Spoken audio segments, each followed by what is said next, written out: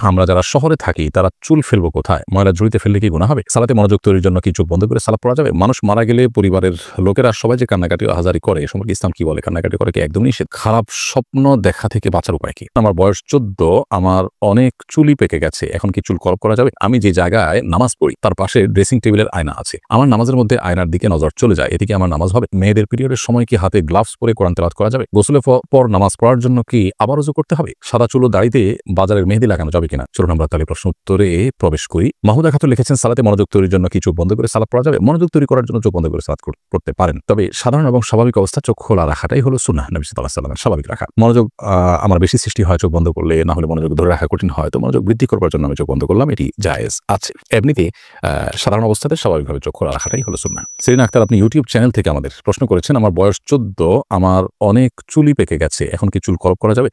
চুল পেকে গেলে আপনি লাল কালার করতে পারেন। সেটা নিশ্চয়ই দেখতে অসুন্দর দেখায় না। সচরাচর ২-৪ টা চুল পাকলে সামান্য ওইটুকু চুল লাল কালার হলে পরে সুন্দরই লাগে। নবী করিম সাল্লাল্লাহু আলাইহি ওয়াসাল্লাম সাদা চুলকে অন্য কালারে পরিবর্তন করতে বলেছেন, তবে কালোকে পরিহার করতে বলেছেন। তিনি বলেছেন ওয়াজান্নাবু সুওয়া, তোমরা কালো কালার থেকে বেঁচে থাকবে। তো এইজন্য কালো কলপ দিয়ে আপনি চুলের কালার পরিবর্তন করবেন না। খারাপ স্বপ্ন দেখা থেকে বাঁচার উপায় কি? অনেক সময় মানুষ দুঃস্বপ্ন বা যে স্বপ্ন দেখে মানুষ ভড়কে যায়, ভয় পেয়ে যায়, এগুলো অনেক সময় শারীরিক দুর্বলতার কারণে হয়, মানসিক অবসাদগ্রস্ত থাকার কারণে হয়। অতএব সেটি যেন না হয় সেটি খেয়াল করা দরকার। অনেক সময় নির্ঘুম থাকার কারণে অল্প ঘুমালে বা সামান্য ঘুমানোর সময় এই ধরনের পরিস্থিতি তৈরি হয়। এটার নানা গবেষণা আছে, আপনি একটু খুঁজে দেখতে পারেন। আর এর বাইরে অর্থবহ স্বপ্ন যেগুলো মনে হচ্ছে যে ইঙ্গিতমূলক এবং সেটি দেখে আমি ভড়কে যাচ্ছি, তাহলে এরকম স্বপ্ন যেন না দেখি তার জন্য আসলে বিশেষ কোনো উপায় আছে বলে আমার জানা নেই। তবে আপনি যেটি করতে পারেন তাহলে এই ধরনের স্বপ্ন দেখার পর সুন্নাহ এর আলোকে বাম পাশে আপনার যে অবস্থায় থাকেন সে অবস্থায় আপনার হাতের বাম পাশে আপনি প্রতীকী থুথু ফেলবেন ৩ বার। হালকা করে ঠোঁটের আগায় আপনি ৩ বার থুথু করে আপনি প্রতীকী থুথু ফেলবেন। এর বাইরে আমানতু বিল্লাহি ওয়া রাসূলিহি পড়বেন এবং সম্ভব হলে সুযোগ থাকলে ২ রাকাত সালাত আদায় করবেন এবং সেই স্বপ্ন মানুষের কাছে বলে বেড়াবেন না। এগুলো হলো দুঃস্বপ্ন বা খারাপ স্বপ্ন দেখার পর করণীয়। আনিতা আক্তার, আপনি লিখেছেন, মেয়েদের পিরিয়ডের সময় কি হাতে গ্লাভস পরে কোরআন তেলাওয়াত করা যাবে? কোরআন কারীমের তেলাওয়াত পিরিয়ড অবস্থায় না করাটাই হলো জমহুর উলামায়ে কেরামের মত, অর্থাৎ করা যাবে না। পিরিয়ড অবস্থাতে মেয়েরা কোরআন তেলাওয়াত করবেন না। এটি হলো জমহুর বা সংখ্যাগরিষ্ঠ ইমামদের মত। কোন ইমামগণ ইবনে তাইমিয়া রাহিমাহুল্লাহ সহ কেউ বলেছেন যে করতে পারবেন, কিন্তু সংখ্যাগরিষ্ঠের মত হলো করতে পারবেন না। এখানে আসলে গ্লাভস দিয়ে ধরছেন বা অন্য কিছু দিয়ে ধরছেন কি ধরছেন না, এটা ইস্যু নয়। ইস্যু হলো যে তেলাওয়াত করা না করা নিয়ে। ধরাটা চাইতে ধরতে তো পারবেনই না, কিন্তু তেলাওয়াত করবেন না। তাহলে সেক্ষেত্রে এই টাইমে আপনি কি করবেন? আপনি ইসলামিক বস্তু পড়বেন, কোরআনের বিভিন্ন ব্যাখ্যা গ্রন্থ আছে সেগুলো পড়তে পারেন, হাদিসের গ্রন্থ পড়তে পারেন, অন্যান্য আমল করতে পারেন, কিন্তু তেলাওয়াত করবেন না। এটি হলো সংখ্যাগরিষ্ঠ ইমামদের মত। রাকিবুল ইসলাম, আপনি লিখেছেন, মানুষ মারা গেলে পরিবারের লোকেরা সবাই যে কান্নাকাটি ও আহাজারি করে এ সম্পর্কে ইসলাম কি বলে? কান্নাকাটি করা কি একদমই নিষেধ? না, মানুষ মারা যাওয়ার পর কান্নাকাটি করা নিষেধ এমন কোনো কথা নেই। বরং নবী করিম সাল্লাল্লাহু আলাইহি ওয়াসাল্লাম তার ছোট পুত্র সন্তান মৃত্যুর পর, জন্মের পর সন্তানের মৃত্যুতে নবী সাল্লাল্লাহু আলাইহি ওয়াসাল্লাম, ছেলের মৃত্যুতে নবী সাল্লাল্লাহু আলাইহি ওয়াসাল্লাম কেঁদেছেন, চোখে পানি পড়েছে। সাহাবীরা কেউ আশ্চর্য হয়েছেন। তখন নবী সাল্লাল্লাহু আলাইহি ওয়াসাল্লাম তাদেরকে জানিয়েছেন যে এটি কষ্টের কারণে, বিরহের বেদনায় এই পানি বের হয়ে থাকে চোখের, এটা স্বাভাবিক, এটা সহজাত বিষয়। অতএব কান্না করা দোষের নয়।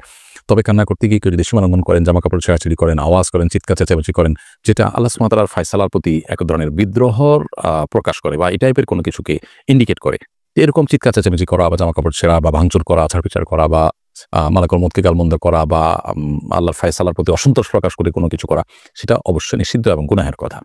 অতএব সে বিষয়ে আমাদেরকে সাবধান এবং সতর্ক থাকতে হবে। মিনহাজ রহমান, আপনি লিখেছেন, গোসলের পর নামাজ পড়ার জন্য কি আবার ওযু করতে হবে? গোসলের পর নামাজ পড়ার জন্য আলাদা করে ওযু করার প্রয়োজন নেই, যদি গোসলটা আপনি সুন্নাহসম্মতভাবে করে থাকেন। সুন্নাহসম্মত গোসল কি? সুন্নাহসম্মত গোসল হলো শরীরের কোনো জায়গায় নাপাক লেগে থাকলে, সেটা কাপড় হোক, শরীর হোক, সেই জায়গাটাকে আগে আলতোভাবে ধুয়ে ফেলতে হবে। এরপর ২ হাতের কবজি ভালো করে ধুয়ে ৩ বার, ঠিক ওযুর মতো করে ৩ বার কুলি, ওযুর মতো নয়, ওযুর নিয়ত করে একেবারে ৩ বার কুলি, ৩ বার নাকে পানি, মুখ ধোয়া, হাত ধোয়া এবং মাথা মাসা করা।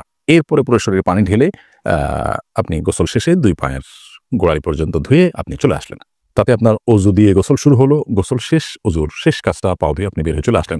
এরপর আলাদা করে আপনার ওযু করার কোনো প্রয়োজন নেই। অনেকে অহেতুক এরপর আবার ওযু করতে থাকেন। একবার ওযু আছে, সে ওযু আপনি থাকা অবস্থায় কোনো ইবাদতই করেন, ওযু দিয়ে প্রয়োজন ছাড়া আবার ওযু করার কোনো মানে হতে পারে না। সেজন্য গোসলের পর আর ওযু করার কোনো প্রয়োজন নেই, যদি সেটা সুন্নাহসম্মত গোসল হয়ে থাকে। সুন্নাহসম্মত গোসল হয়নি, আপনি এমনিতে গোসল করে আসছেন, অথবা গোসল করতে গিয়ে আপনার ওযু ভঙ্গ হয়েছে, বায়ু নির্গত হয়েছে, তাহলে সেক্ষেত্রে তো আপনি গোসল করে আবার ওযু করবেন। মারিয়াম জাহান সীমা লিখেছেন, আমি যে জায়গায় নামাজ পড়ি তার পাশে ড্রেসিং টেবিলের আয়না আছে। আমার নামাজের মধ্যে আয়নার দিকে নজর চলে যায়, এটি কি আমার নামাজ হবে? আমরা যখন সালাত আদায় করব তখন এমন কোনো কিছু আমাদের দৃষ্টির সীমানার মধ্যে থাকা উচিত নয় যা আমাদের সালাতের মনোযোগকে নষ্ট করে, সালাতের মনোযোগে ব্যাঘাত সৃষ্টি করে।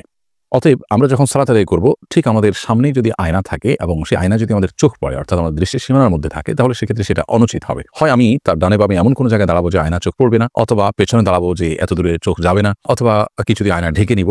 এমনটি করা আমাদের উচিত এবং কর্তব্য। তারপরও যদি এরকমটি না করে আমরা আয়নাকে সামনে রেখে নামাজ আদায় করে ফিরি, নামাজ হয়ে যাবে, কিন্তু নামাজটি মাকরু হবে আমাদের মনোযোগ নষ্ট হওয়ার মতো বিষয় সেখানে থাকার কারণে। বিশেষ করে যদি কেউ আয়নার দিকে তাকায়, সেক্ষেত্রে নামাজ মাকরু হবে। নবী করিম সাল্লাল্লাহু আলাইহি ওয়াসাল্লাম, বুখারীর একটি বর্ণনা মতে, তাকে একবার সালাত আদায় করবার জন্য এক টুকরো কাপড় দেওয়া হয়েছে, তিনি তার উপরে দাঁড়িয়ে সালাত আদায় করেছেন। কাপড়টি বেশ কারুকার্য খচিত ছিল। তখন নবী সাল্লাল্লাহু আলাইহি ওয়াসাল্লাম সালাত শেষ করে বললেন যে, আমাকে এই কাপড় কে দিয়েছে? এটি আমার মনোযোগে ব্যাঘাত সৃষ্টি করছিল। তখন পরিবর্তন করে একটা প্লেন কাপড় দেওয়া হয়, তারপর তিনি সালাত আদায় করেছেন। এখান থেকে বোঝা যায় নামাজের মনোযোগ নষ্ট হতে পারে এরকম কোনো কিছু দৃষ্টিসীমার মধ্যে রেখে সালাত আদায় করা অনুচিত। সেই বিবেচনায় আমরা আয়নার বিষয়টিকে মাথায় রেখে সালাত আদায় করবো, যে সামনে যেন না থাকে, থাকলেও যেন আমাদের দৃষ্টি সেখানে না পড়ে। সাদা চুলো দাড়িতে বাজারের মেহেদি লাগানো যাবে কিনা? যাবে।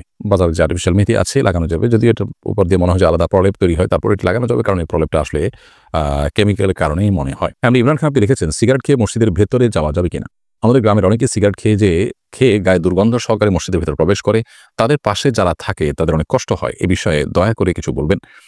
ভাই ইমরান খান, সিগারেট খেয়ে মসজিদের ভেতরে যাওয়া বা ধূমপান করে মসজিদের ভিতরে যাওয়া, এর মানে হলো আমাদের মুখে যে দুর্গন্ধ হয় সেই দুর্গন্ধটা নিয়ে মসজিদে প্রবেশ করা। আর এতে মানুষজন যেমন কষ্ট পাবে, ঠিক একইভাবে মসজিদে ফেরেশতাদের অবস্থান থাকে, তারাও কষ্ট পান।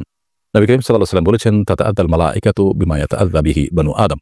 আদম সন্তানরা যে সমস্ত বিষয়ের কারণে কষ্ট পায়, ফেরেশতারা একই বিষয়গুলোতে কষ্ট পান। সেজন্য আমরা মসজিদে গিয়ে ফেরেশতাদের কষ্ট হতে পারে এরকম কোনো কাজ করা উচিত নয়, মানুষের কষ্ট হতে পারে কোনো কাজ করা উচিত নয়। এজন্য কেউ যদি ধূমপান করে থাকেন, সেটা তো এমনিতেই গুনাহের কথা। তারপর ধূমপান করে মসজিদে তিনি যেতে হবে, নামাজ তো পড়তেই হবে। সেক্ষেত্রে তাকে ওযু করে মুখ ধুয়ে পরিষ্কার করে কুলি করে ভালো করে মুখের দুর্গন্ধ দূর করে নিয়ে তারপরে মসজিদে প্রবেশ করা উচিত। যদি একান্ত দুর্গন্ধ দূর করতে নাও পারেন, তার চেষ্টা থাকতে হবে অন্তত যে আমি কুলটুলি করে দুর্গন্ধ দূর করব, এরপর তিনি মসজিদে প্রবেশ করবেন। তাহারা তাননীর, আপনি লিখেছেন, আমরা যারা শহরে থাকি তারা চুল ফেলবো কোথায়? ময়লা ঝুড়িতে ফেললে কি গুনাহ হবে? মানুষের শরীরের প্রত্যেকটা অঙ্গ প্রত্যঙ্গ সম্মানের পাত্র। আল্লাহ সুবহানাহু ওয়া তাআলা বলেছেন, ওয়ালাকাদ কারামনা বানি আদম, আমি আদম সন্তানদের সম্মানিত করেছি, মর্যাদা বান করেছি। এজন্য মানুষের শরীরের কোনো অঙ্গ প্রত্যঙ্গের অসম্মান হয় এমন কোনো প্রক্রিয়া, এমন কোনো পদ্ধতি অবলম্বন করা উচিত নয়। অতএব চুল হোক, অন্য কিছু হোক, এগুলোকে মাটিতে পুঁতে ফেলতে পারলে ভালো হয়, কমপক্ষে মাটিতে ফেলে দিলেন। কিন্তু ময়লা আবর্জনার সাথে সেটা ফেলাটা এটা অনুচিত। তবে এর কারণে কোনো হারাম বা বড় গুনাহ হবে ব্যাপারটা সেরকম না।